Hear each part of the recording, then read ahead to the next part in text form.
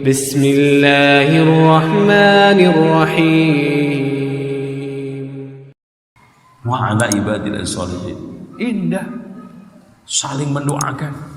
Makanya kata Rasulullah, da'watul muslim li akhihi bi dhahril ghaib mustajabatun wa ala ra'sihi malakun muwakkal kullama da'a li akhihi bi khairin qala al malak amin wa laka bimislih. Subhanallah, lebih indah lagi doanya orang muslim untuk saudaranya di kejauhan, apalagi jauh benar-benar di akhirat, di alam kubur, lebih jauh lagi. Makanya jangan sampai kita lupa mendoakan saudara-saudara yang sudah mati, karena tidak ada yang lebih gaib lagi. Teman kita yang di Jakarta, di Mekah, di mana aja yang kita doakan aja jauh, mustajabatun. Di kepalanya Allah tugaskan malaikat, setiap dia berdoa untuk saudaranya kebaikan, malaikat itu mengatakan amin, kamu juga mendapatkan sepadan dengannya. Loh, kalau antum mendoakan saudara antum 1 juta, kasih pengampunan 1 juta. Kalau antum mendoakan teman antum sehat walafiat, kasih juga sehat walafiat. Ini hubungan muslim indah. Makanya kalau ke masjid itu jangan ngeles. Ada yang ngeles terus dengan dalil apa? Kan sholat jamaah itu fardu kifayah, Pak. Lah apa Pak fardu kifayah? Lah yang penting ada sekelompok orang sholat, yang lainnya gugur. Yang lainnya siapa Pak? Saya. Gitu. Lah kenapa Bapak? Yang lainnya siapa? Sekampung, sekomplek, sekelompok itu siapa? Muadzin marbot sama orang cari saudaranya belum ketemu, tidur di masjid itu, kebetulan pelengkap penderita. Itu yang lainnya apalagi subuh, masya Allah Pak. Masjid di mana-mana itu kayak masjid di daerah trans, yang datang cuma 10, 15, untung tuh ada yang 3. Ada yang cari makmum susah. Di Rojak itu sering lah ada ini apa namanya curhat, Ustaz saya itu mau sholat di masjid nggak ada temen. Ya udah anggap aja makmumnya jin Mas, gitu. Udah, subhanallah, cari teman nggak dapat. Tapi kalau urusan bola, khidmah khusyuk lengkap. Coba nih pertandingan tahun 2022 kan di Qatar tuh. Andaikan nanti finalnya Qatar lawan Inggris atau Belanda, pas adzan isya atau qomat, penalti lagi. Ayo, mana yang didulukan? Sholat apa penalti? Seandainya sholat pun, waduh, masuk enggak ya? Itu. Allahu Akbar. Ini tendangan bawah, kanan, kiri, apa atas ya? Itu. Tanyain aja. Pernah saya itu siaran di radio. Ini tumben pertanyaan kok sedikit banget. Biasanya masya Allah SMS ini, Mas, kenapa ini kok nggak ada? Ustaz, ini tadi ada pertandingan Malaysia lawan Indonesia. Astagfirullah. Tuh makanya Mas, udah sepi. Itu Indonesia pasti menang. Indonesia pasti menang, menangis. Itu yel-yelnya. Itu akhirnya kalah ya kan, 2-3 jebol, menangis gitu. Menang apa pasti insya Allah gitu loh bilang. Itu hadirin sekalian, tapi kita tidak boleh mendoakan siapapun, walaupun family kita yang mati dalam keadaan syirik kufur, karena Allah berfirman, maka nalin nabi walladzina amanu ayyastaghfiru lil musyrikin walau kanu uli kurba. Tidak boleh, tidak patut bagi nabi dan orang-orang mukmin memintakan ampun untuk orang-orang musyrik yang mati dalam keadaan syirik kufur, walaupun kerabat dekatnya sendiri, termasuk juga orang yang tidak pernah sholat sama sekali. Adapun yang kadang sholat kadang tidak, menurut pendapat yang rojeh, yang ditarjih oleh Imam Ibnu Taimiyah di dalam kitab Majmu'nya, disolatin. Wallahu a'lam bishawab. Melunasi hutangnya ini juga sudah kita bahas tadi. Bahkan ketika Rasulullah SAW mensolati jenazah, mundur karena dikabarkan Jibril, Muhammad jangan sholat itu, punya utang 2 dinar. Mundur. Ditanya sama Abu Qatadah, ya Rasulullah kenapa nggak sholat? Ini mayit punya utang 2 dinar. Ya Rasulullah, dinarani alayya, 2 dinar saya yang nanggung. Akhirnya Rasulullah sholat. Itu tiap ketemu ditanyain, Pak. Abu Dzar gimana? Abu Qatadah gimana? Udah dilunasi belum? Belum ya Rasulullah. Waduh. Tiap ketemu ditanya. Setelah dibayar, sudah ya Rasulullah. Apa kata Rasulullah? Al-an baradat jilduhu. Sekarang dingin itu kulitnya. Berarti mendatangkan siksaan itu utang. Dan menunaikan nazar. Nah, ini masalah nazar, Pak. Nazar, kata Rasulullah, innahu la ya'ti bi khairin. Nazar itu tidak mendatangkan kebaikan. Wa innama yustakhraju bihi minal bakhil, hanya saja dikeluarkan dari orang bakhil. Itu. Gimana nggak bakhil? Wong mau infak aja nunggu suaminya naik pangkat. Padahal kurang 3 tahun lagi, coba. Mau sekarang puasa aja nunggu anaknya lulus dari UGM. Iya kalau lulus. Entar kalau nanti saya sembuh, kalau suami saya sembuh dari sakit, puasa 3 hari.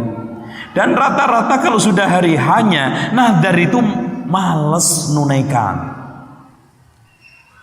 Dan setengah, apa ya Pak ya? Makanya di antara para ulama mengharamkan, karena itu setengah ngeremehin Allah. Allah dianggapnya kayak ikan kasih umpan. Saya itikaf dikasih enggak ya? Saya nanti bantu yatim piatu dikasih enggak? Kadang-kadang lebih minta gedean dapatnya daripada pancingannya. Makanya benarlah yang dikatakan oleh Rasulullah, innahu la ya'ti bi khair, tidak mendatangkan kebaikan.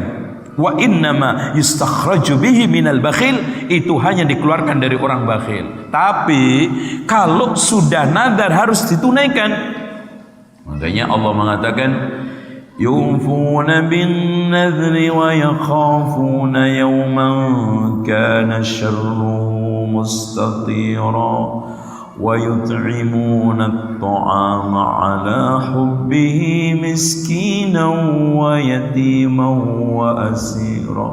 Itu yufuna bin nadri wa yakhafuna yawman kana syarruhu mustatira. Penuhi.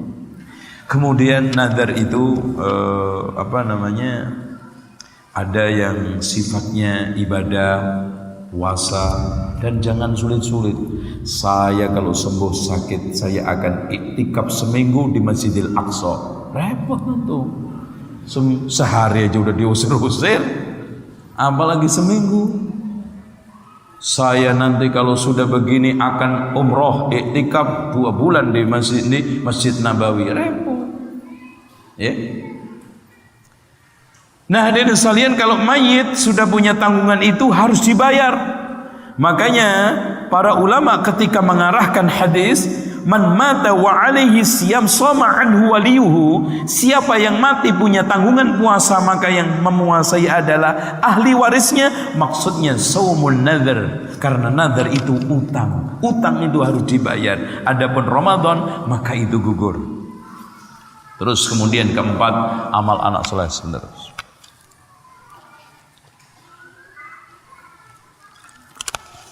Hadirin sekalian, amal anak soleh. Ini anak, makanya saya sering tegaskan di mana aja. Tujuan punya anak itu intinya adalah Rabbana hablana min azwajina. Proses nikah sudah kita lalui. Untuk apa? Wa dzurriyyatinya dapat anak. Tujuannya apa? Waj'alna lil muttaqina imama. Kalau antum sekarang tujuan utama punya anak pengen jadi pejabat, jadi pengusaha, kerja di perusahaan gajinya dolar, rugi. Kalau seandainya anak antum jadi gubernur, antum pernah dijadiin wakilnya? Wis pokoknya kalau nanti saya jadi gubernur, bapak saya jadi wakilnya, pernah. Seandainya antum punya anak, masya Allah, jadi polisi, jadi TNI, dikasih topinya juga buat kondangan, repot. Gitu. Ngapain kondangan pakai topi polisi? Dan kalau seandainya kaya raya anak antum, yang untung siapa? Orang lain. Bapak ibunya memang jadi apa? Jadi pembantu. Makanya punya anak itu banyak susahnya daripada senangnya. Namun alhamdulillah kita itu dikasih karunia Allah, senang disusahi anak. Paham nggak omongan gue nih? Seneng. Sekarang antum punya anak mas, nangis itu kan ngeselin. Kalau antum punya anak nggak nangis 3 bulan, bingung toh? Bingung. Nah, kenapa anak saya itu nggak nangis 3 bulan, itu muter loh mas. Ke psikiater, ke ini, Pak dokter, anak saya ini udah 3 bulan nggak pernah nangis. Nah, gitu. Seneng disusahi anak. Coba bayangkan dari mulai hamil susah, senangnya cuma sekali, alhamdulillah. Mas, anak gue lahir selamat tanpa operasi, seneng banget itu. Badal itu toh nyawa, apalagi ibu ya. Kalau bapaknya mama masih bisa tidur di kursi kebid-bidan. Kadang-kadang udah gitu ngimpi nikah lagi kurang ajar ya. Istrinya toh nyawa ngelahirin, iso-iso ngimpi nikah lagi gitu. Nah itu hadirin sekalian. Nanti kalau sudah habis lahiran, Masya Allah, yang ngompol, yang ini bangun jam 2, belum lagi sakit, panas, takut nanti step, ya lahir pas ini nggak bisa nangis juga, takut jangan-jangan anak saya ini cacat, subhanallah. Apalagi kalau sudah dikasih ujian Allah anaknya cacat, subhanallah, semua. Nanti kalau sudah gede dikit masuk TK, survei sampai 5 TK nggak ada yang cocok. Kadang-kadang suami istri tengkar tuh sama ini gara-gara ini kayaknya turunan sampean deh mas, itu kan gitu. Ini saya dulu itu rajin sekolah, ya, wah anak ini mual sekolah, kayaknya dari kamu, gitu DNA. Itu saling menyalahkan. Lulus selesai paling senengnya apa? Wisuda foto-fotoan, itu toh. Nanti susah lagi 6 tahun, 3 tahun. SMP, SMA sampai perguruan tinggi, lulus diambil orang, nikah langsung itu. Apa yang antum tunggu? Waj'alna lil muttaqina imama. Inilah wa an laisa lil insani illa ma sa'a. Termasuk hasil usaha orang tua apa? Adalah anak. Makanya ketika Allah mengutuk Abu Lahab, tabbat yada Abi Lahab wa ma aghna anhu maluhu wa ma kasab. Para ulama menafsiri wa ma kasab, anak-anak yang dilahirkan. Sehingga Rasulullah SAW menjelaskan ayat wa an laisa lil insani illa ma sa'a wa inna auladakum min sa'yikum, anak-anakmu hasil usahamu. Makanya Rasulullah mengatakan anta wa maluka li abika, kamu diri kamu sama harta kamu milik bapak kamu. Makanya kalau seandainya ada orang tua mengambil barang anaknya tanpa izin, nggak boleh dikatakan maling, nyolong. Wah, bapak saya nyolong sepatu saya, biarin. Dia mau ngambil apa aja, hak dia, milik dia. Karena jangankan harta kita, diri kita, anta wa maluka li abika. Makanya disinilah bergembira, seneng, berbahagialah orang yang memiliki anak soleh, waladin solihin yad'ula. Nah pertanyaannya, kenapa waladin solihin yad'ula padahal seluruh amal anak soleh itu nyampe? Kenapa dikhususkan, dicontohkan Rasulullah dengan doa? Alasannya karena doa ini semua level macam anak soleh bisa. Kalau haji belum tentu semua bisa. Kalau bangunin masjid belum tentu semua bisa, tapi kalau doa. Dan kenapa ditekankan anak soleh? Karena rata-rata kalau anak gak soleh pak, orang tuanya mati sudah baru aja seminggu udah lupa, gak pernah mendoakan. Dan kenapa anak? Karena rata-rata pak, orang itu kalau sudah orang lain paling mendoakan cuman sholat jenazah tok. Saya tanya sama antum sampai hari ini mendoakan tetangga antum yang meninggal 5 tahun lalu? Mustahil. Jangankan 5 tahun, 5 hari mati aja udah nggak doain kok. Namanya aja lupa. Tapi yang namanya anak, Pak, biarpun orang tuanya meninggal puluhan tahun, 30 tahun, tetap ingat ya Allah.